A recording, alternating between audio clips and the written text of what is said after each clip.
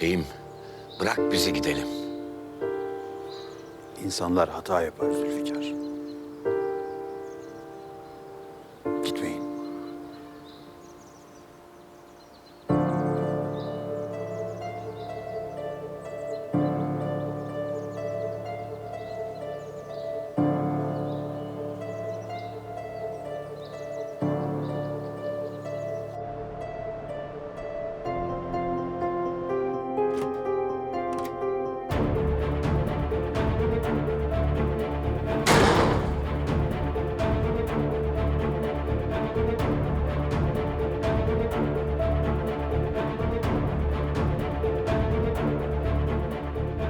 Sıradan bir arkadaşlık mı bizimkisi? Sıradan bir arkadaşlık olmayabilir. Ama bunun adı arkadaşlık Banu. Başka bir şey değil. Belli ki yanılmışsın. Belli ki sen beni en başından beri yanlış anlamışsın. Ben sana gelecekle ilgili ya da bugünle ilgili herhangi bir vaat verdim mi? Ama öyle güzel baktım ki hep.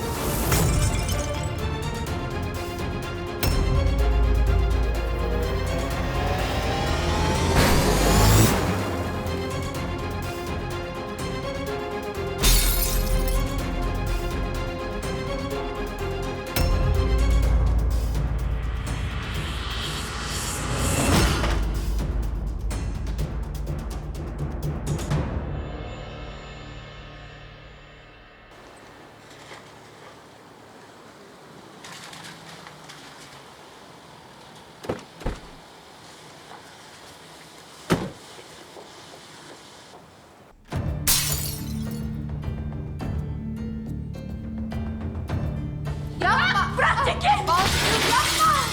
Banu yapma dur! Dur Banu! Banu! Anneciğim bana bak. Benim annem benim. Anne, ben onu çok sevdim. Biliyorum. Geçecek bunların hepsi. Unutacağız hepsini. Unutacağız hepsini. İnsan sevdiğini nasıl unutur? Banu! Anneciğim! Anneciğim! Anneciğim aç gözünü. Aç gözünü, aç gözünü, aç gözünü Banu, aç gözünü. Banu. Bebeğim söyle. Anne, Söyle bir tane. kalbim çok acıyor. Banu, Banu. Banu. Anneciğim yardım edin. Yardım edin. Yardım edin. Banu. Banu. Yanındayım kızım. Buradayım anneciğim. Hadi geç sen eve.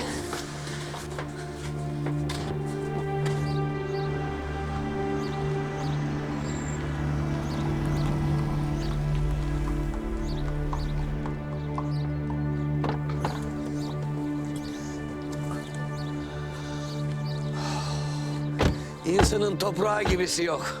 Doğru diyorsun Zülfikar. Gülizar. Niye gelmiş bu? Başımıza taş yağacak. Nasılsın? Hadi gel. Hem bizi istemiyorsun hem de gitmemize engel oluyorsun. Neden? Alnına silah dayadım. Tam tetiği çekmek üzereydim. Sonra arabam yandı. Seni gördüm. Alevlerin içinden beni kurtarmak için koşuyordun. Sen söyle. Neden? Yasemin, hoş geldin kızım. Hoş bulduk Zülfikar amcam. Gülizar gözün aydın. Gözüm aydın. Ah be çocuk, ah be çocuk. Bu nasıl iş? Hangi vicdanı sığar? Bir de erkeğim diye geçinirler. Aa, Zeynep ne konuşup duruyor öyle Ali Hikmet'le? Sorguda. Allah vere de kapının önüne koymasalar bizi. Zeynep'im Zeynep'im, allı Zeynep'im. Ha Zülfikar amcam. Öyle öyle. Siz birazdan göreceğiniz alı yeşili. İki inatçı keçi. Soydur çeker. İşte böyle Ali Hikmet Bey. Çünkü sende olmayan bir şey var bende Ali Hikmet Bey. Vicdan. Suç, suçlu cezasını çekmeden kapanmaz. Ben hayat diyorum, sen ölüm diyorsun, intikam diyorsun Ali Hikmet Bey. Bizi buraya niye getirdin?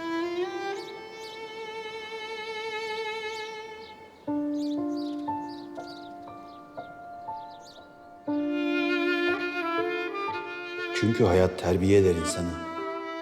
Bazen nefesini keser insanın. Bazen kör eder, bazen kör gözüne ışık bağışlar. Bir cümle gelir, ta kalbine vurur. Eğriyken doğrulursun. Babalar oğullarından öğrenir büyümeyi. Oğullar bir tırnak boyu geçince babalarını, kılıç el değiştirir. Evet, bu toprağın aklı var, unutmaz. Ama suyun kalbi var. Bu yüzdendir toprak suyla çözülür. Akıl inkar eder 1000 kere, zalim olursun. Kalp affeder bir kere, insan olursun. Şimdi ister kal, ister git. Burası Başat çiftliği, senin büyüdüğün yer. Bu toprağın altında babanın kökleri. Bıçak senin elinde. İster yaşat, ister öldür, ister affet.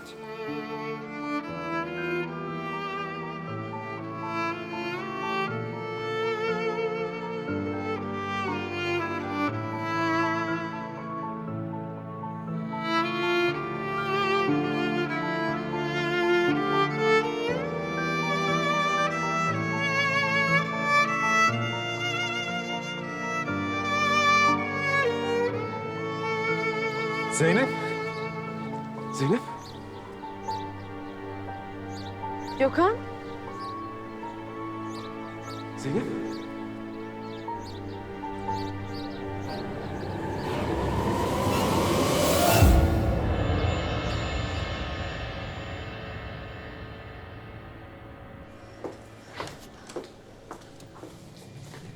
Banu. Kızımı nereye götürüyorsunuz? Merak etme, odasını alıyoruz. Sakinleştirici yaptık. Biraz dinlensin, kendine gelir. Çok teşekkür ederim doktor bey. Rezan Hanım, sizinle biraz konuşmamız gerek.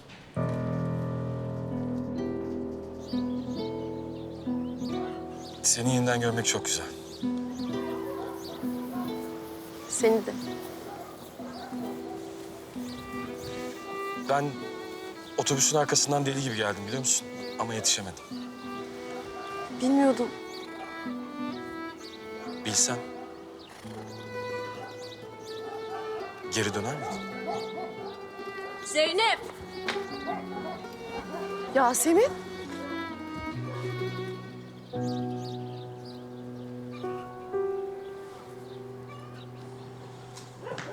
Ali Hikmet Bey neler oluyor? Ne işi var bu kızın burada? Sevinç! Abi bu ne hal? Hangi cesaretle gelebiliyor buraya? Ali Hikmet Bey, bütün gün sizi aradım. Neredeydiniz ya? Allah'ım çıldıracağım. Nedir bu hali? Neden ıslaksın sen? Kavga falan mı ettin ha? Nedir bu halin? Sevinç sus diyorum sana, sus. Ya bu kız niye döndü tekrar geri? Bana söyler misin? Ben hiçbir şey anlamıyorum. Sevinç sus Allah aşkına ya, sus!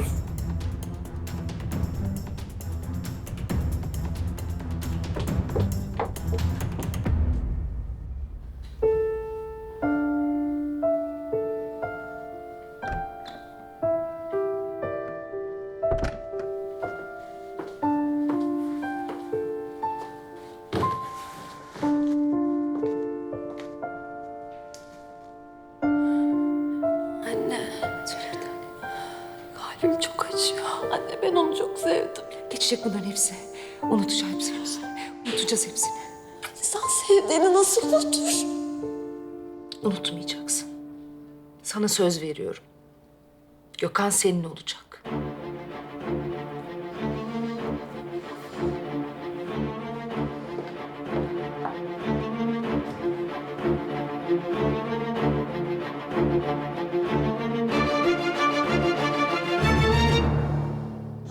Olmaz dedim Zeynep.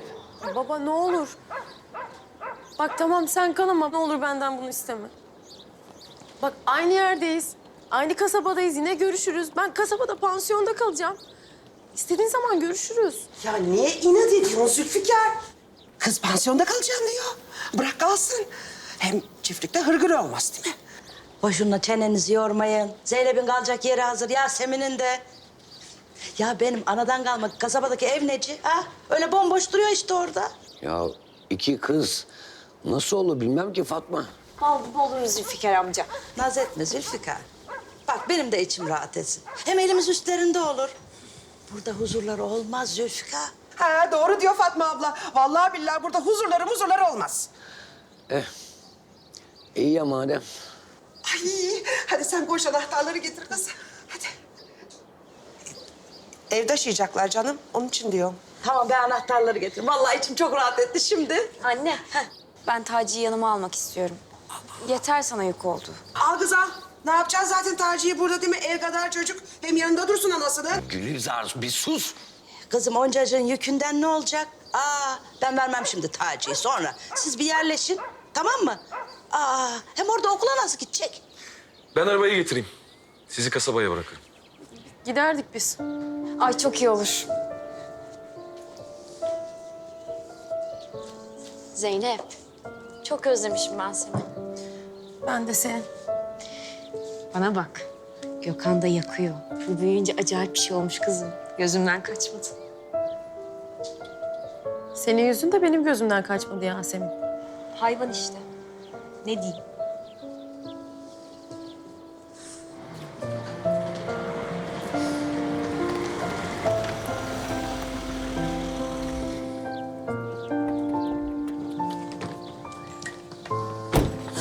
Ne olacak ki ben de seninle gelsem? Bak, biz bu eve bir yerleşelim. Sonra yanıma alacağım seni. Tamam mı? Süt kuzum benim. Taci. Orada atlar yok ki. Olsun, annem var. Taci, Rüzgar huysuzlandı. Şeker istiyor. Sen mi vereceksin, ben mi vereyim? Ben veririm. Sakın kimse dokunmasın. Isırar şimdi sizi. Aynı senin çocukluğun. Sen de böyle çocukken atlara kimseyi yaklaştırmazdın. Sen hariç canım. Zeynep. İyi ki gitmedin. İyi ki gitmedim. Zeynep. Sanırım sana bir şey söyleyeceğim. Sanırım. Şöyle yapalım. Sen emin olduğunda söyle. Hem sonra yanılmışım demezsin. Ne diyorsunuz Rezan Hanım? Durumu nasıl peki? Gökhan dur. Ah Banu. Rezan Hanım hastanedelermiş. Banu'nun durumu çok fenaymış. Rezan Hanım. Banu nasıl? Neredesiniz onu söyleyin bana. Rezan Hanım, Banu diyorum. Geliyorum. Ne? Nasıl? Durumu iyi miymiş oğlum? Bilmiyorum anne.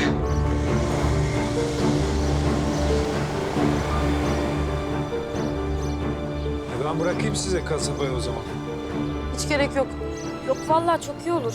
Ben gideyim arabayı alayım hemen.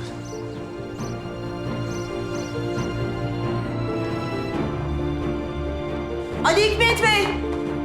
Ali Hikmet! Rezan Hanım ne diyor? Nesi varmış Banu'nun? Yani telefonda o kadar çok bağırdı ki hiçbir şey öğrenemedim. Hastaneye gitmişler. Banu kriz geçirmiş. Seninle mutlaka konuşmamız gerek Ali Hikmet. Çok önemli. Nedret bugün bana... Banu'dan bir haber alırsan bilmek istiyorum.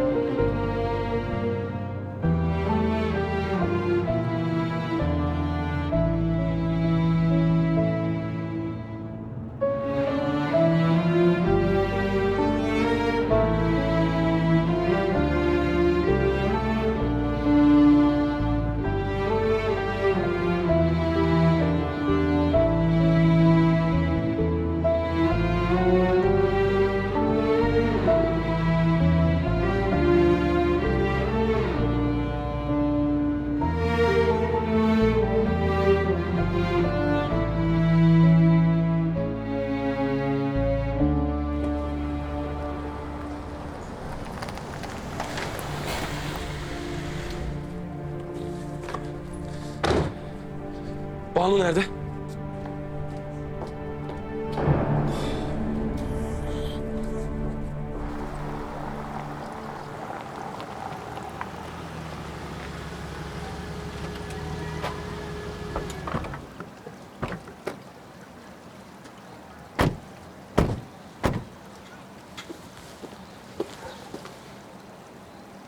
Vay be. Kaç yıl oldu buraya gelmeyeli. Hatırlıyor musun? Hatırlamaz mı? Seni bu evden gelin etmiştik. Belki şimdi sıra sendedir ha.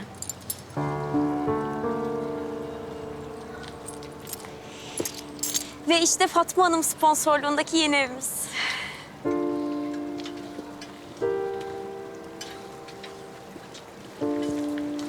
Zeynep çok özür dilerim. Selçuk ne yapıyorsun?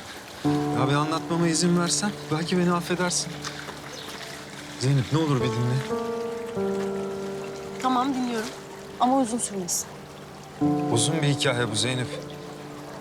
Yani en azından benim için öyle. Ben seni hep uzun cümlelerle sevdim. İçimde adınla başlayan bir cümle bitmeden sabah olurdu. O zaman küçüktük. Selçuk. Zeynep. Ben seni çok sevdim. Sen umutsuzluğu da aşkı da çok iyi bilirsin. Beni daha fazla incitme.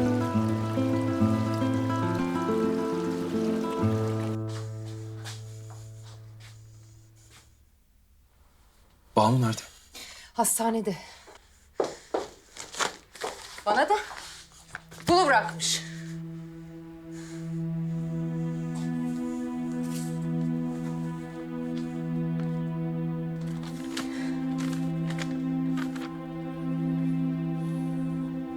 Yapamıyorum. Yaşamak istemiyorum. Ve umudumu yitirdim. Banu iyi mi Rezan? Rezan ben... Sen benim kızımı öldürüyorsun.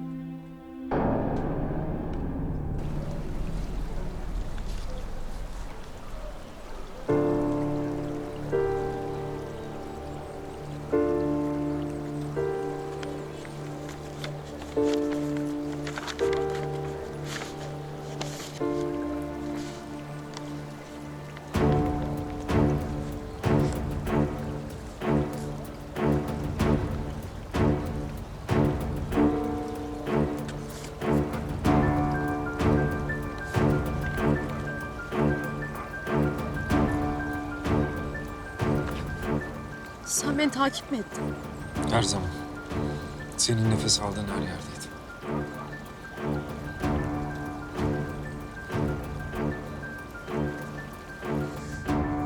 Rezan, ben böyle olmasını istemezdim. Gerçekten üzgünüm. Üzgün müsün? Üzgün müsün? Benim kızım bugün senin yüzünden ölüyordu.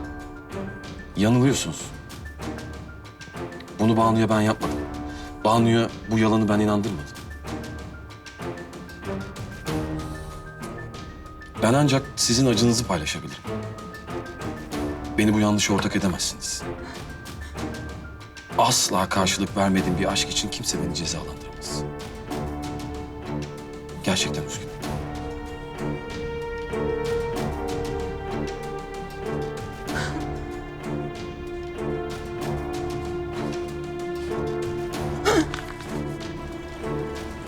Anlattıkların davranışlarını affettirmez Selçuk.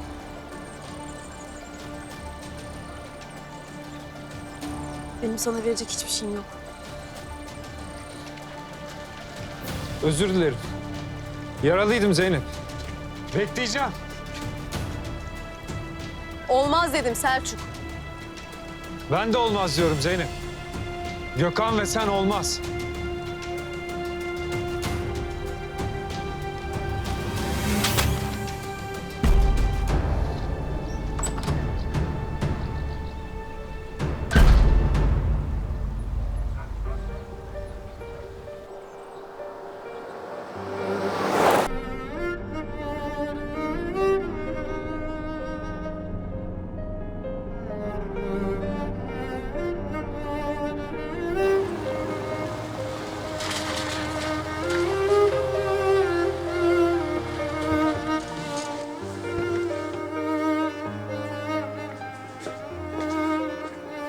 Gel anneciğim.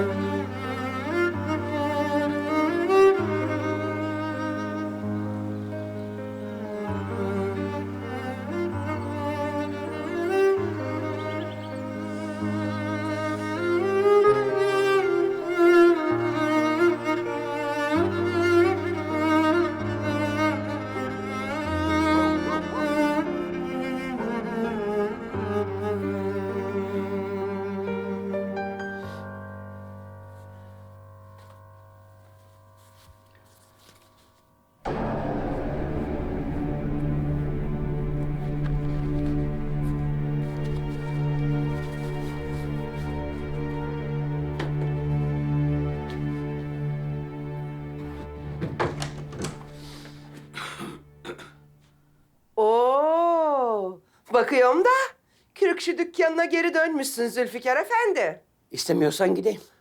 Baba, laflara bak. Tabii, kızının kasabada evi oldu ya, söyler durursun artık. Gülüza, sen çocukken anan baban seni hiç dinlemedi değil mi? Ha? Bütün birikmişlerini bana sakladın. Çen. Rahmetlerini karıştırıyorsun şimdi. Ne alakası var? Tövbe estağfurullah.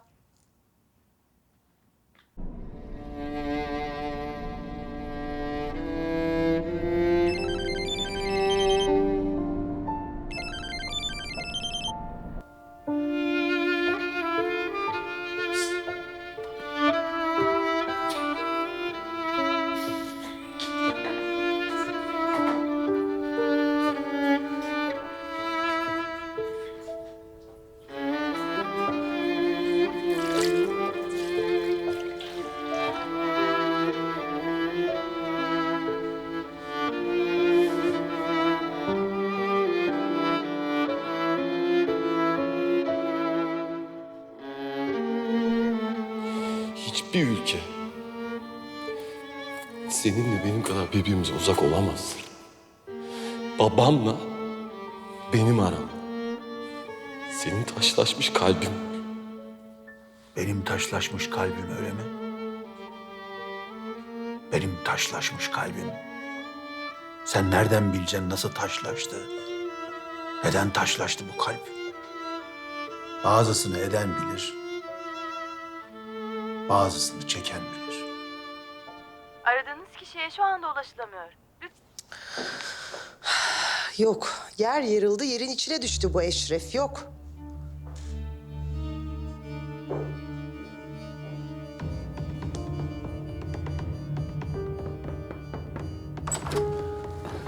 Beni çağırtmışsın bey. Gel Zülfikar, gel. Gel. Bu Eşref'i ben şehre yolladım bir iş için. Arıyorum, telefonu kapalı. Eşref beni bugün bir ağrıya verdi. Neredeymiş? Bunlar iyice başıbozuğa bağladı biliyor musun? Eşref artık gelmeyecekmiş bey. Eşref şey olmuş. Eşref şeye... Geveleme şunu, doğru dürüst anlat. Eşref memlekete gitmiş, Ordu'ya. Allah Allah. Nereden çıkmış şimdi durup dururken? Zülfikar. Bir soruştur, derdi neymiş? Başımıza başka bir bit yeni çıkmasın. Yok canım, ne çıkacak? Çıkmaz bey. Eşref'in kimsesi yoktu. Kimden soruşturayım ki? İyi. Tamam, hadi sen çık bakayım, çık.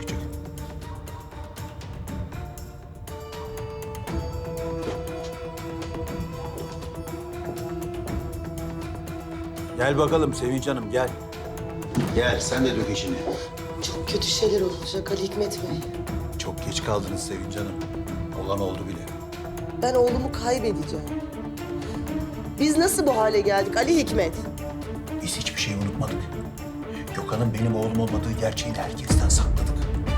Bir sır gibi sakladık. Bu sır bizi hem bir arada tuttu hem de üstümüze yük oldu. Gittikçe ağırlaşan bir yük. Ben ne yaptıysam senin için yaptım Ali Hikmet. Senin için. Yanlış.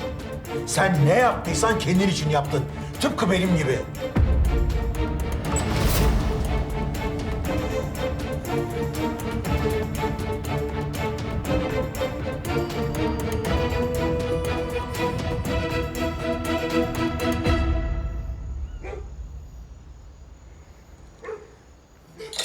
Neredesin oğlum sen? Merak ettim ya seni. Zeynep'e her şeyi anlattım. Gözün aydın Nedret Hanım. Zeynep beni istemiyor. Haklı kız. Zeynep beni ne yapsın? Herkesin göz bebeği Gökhan. Olur mu oğlum? O nasıl söz öyle? Sen benim aslan oğlum değil misin? Anne ben gerçekten senin oğlum. Armut işte böyle dibine düşüyor. Ah Nedret Hanım ah. Nasıl benziyoruz birbirimize. İki hayalperest. Bizim anne, bizim hayallerimizden başka hiçbir şeyimiz yok. Mesela sen. Gece, gündüz bu çiftliğin bizim olacağı günün hayalini kuruyorsun. Ben, Zeynep'in benim olacağı günün hayali. Neyse Nedret Hanım. Bu gecelik hayallerimizin sonuna geldik. İyi geceler.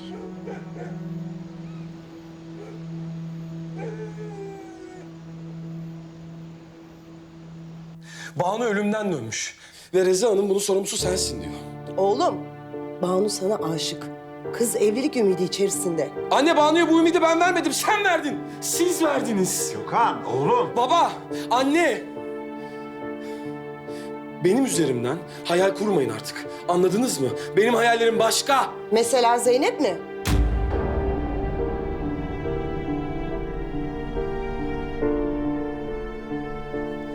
Gökhan!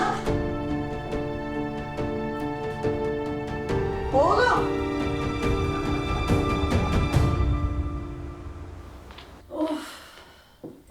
Çok yorulduk ama değdi. Çok şirin bir yer oldu burası. Yalnız bana bak. Ben daha önce hiç kupada Türk kahvesi içmemiştim ha. Aman idare ediver sen de. Bulamadım işte kahve fincanlarını. Zeynep, çok özlemişim seni kız. Ben de. Sen Mahmut'la evlenene kadar ne güzel. Ara sıra da olsa görüşüyorduk. Yasemin. Yüzün fena. Yüzümdeki. Sen bir de içimdeki yara bereyi bilsen. Boşan şu adamdan. Ya he. Görünce söylerim. Zeynep, şurada keyfimizin kahyasına bir kahve ısmarladık. Neşemizi kaçırma bari. Aman kızma. Sana kızar mıyım ben be? Şu evin dili olsa da konuşsa. Ali Hikmet Bey yakalanma pahasına düğünüme geldin sen. Hem de sadece bir saatliğine ta İstanbul'larda. Şu pencereden izlemiştik düğün alayının gelişini. Yıllar sonra Gökhan'ı görmüştün, dilin tutulmuştu. Pencereye çakılıp kalmıştın. Uydurma be. Dilim falan tutulmadı benim. Zeynep, sen küçükten beri aşıksın Gökhan'a. Çocukluk. O başka, o zamanki aşk değildi. Ha, şimdiki aşk diyorsun yani, kabul. Ya yok öyle bir şey. Zeynep, neden itiraf edemiyorsun? Yasemin, ben canımın yanmasından korkuyorum. Gökhan'ın sana nasıl baktığını gördüm canım. Ben de.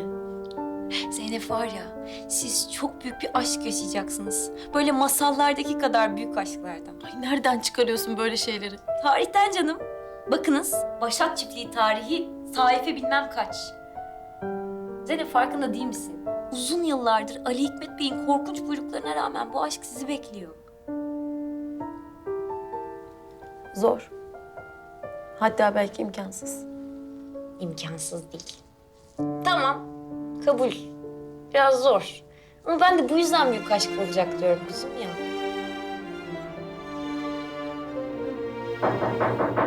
Hayırdır?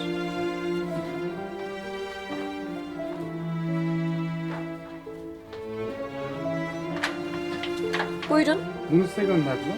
Kim gönderdi? Bilmiyorum.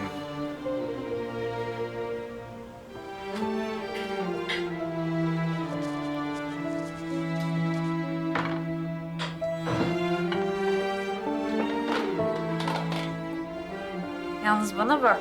Kim gönderdiyse damak zevki 10 numara 5 yıldız.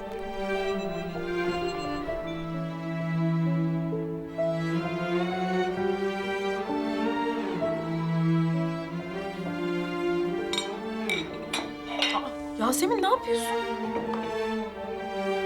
Fal kapatıyorum. Bakalım kaç vakte kadar olacak sizin bu iş?